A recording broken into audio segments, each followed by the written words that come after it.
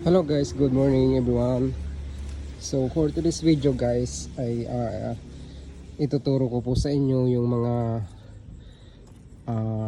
basic maintenance checklist or yung mga kailangan nyo gawin bago po kayo bumiyahe. So yung video ito ay especially sa mga newly car owner, even dun sa mga veterano natin na car owner po, no? So bago po tayo bumiyahe, of course,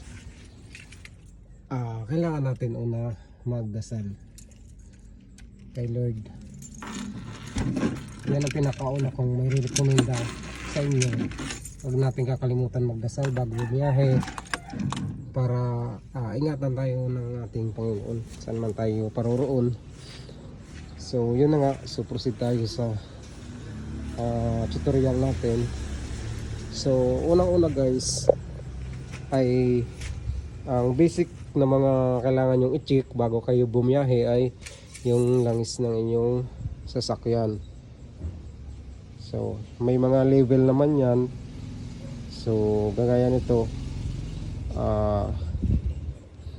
pasok sa standard, no, dapat hindi yung lalampas dyan sa pangalawang guhit.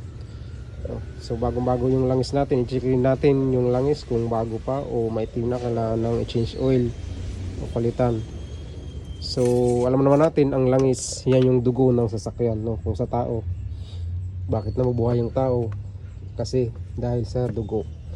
Okay, so pangalawa yung mga natin, yung mga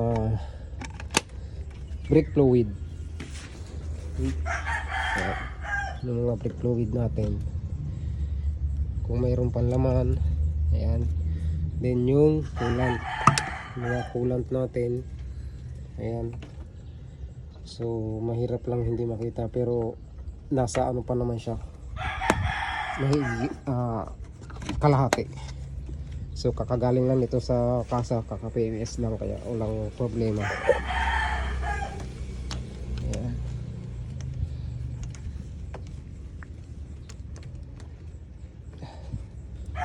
Then of course, wag po natin kakalimutan yung mga connection ng ating mga baterya, kasi kapag nag-lose contact na yan ay maaari po tayong, there is a possibility na tumirik tayo habang nasa kalagitnaan ng biyahe. Okay? So of course, yung mga nuts ng ating mga gulong, kailangan natin i-check kung nasa maayos pa yung pagkakahigpit. Okay. Yan. I-check natin lahat ng nuts ng mga gulong natin. At proceed tayo sa interior. Of course, para masiguro natin na yung mga hindi natin nakita na problema dun sa visual inspection natin, ay buksan po natin yung engine. Ayan, buksan natin yung engine kasi yung mga hindi natin nakita is maaari natin makita dito sa dashboard, or lalabas dito yung error ng sasakyan kung mayroong error. So since ayan, nakita mo natin is walang error, goods lahat. So ayan, pwede na tayo bumiyahe kahit malayuan. Of course, ayan, advisable palagi tayong mag-iingat, baunin lagi natin yung mahabang pasensya dahil marami ang gumagamit ng kalsada. Hindi natin alam yung mga attitude ng mga nakakasabayan natin sa kalsada, no?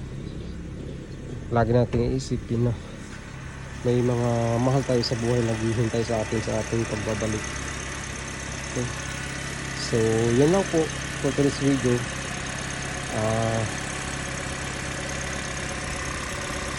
Salamat po sa lahat at mag-iingat po palagi. God bless po. Bye bye.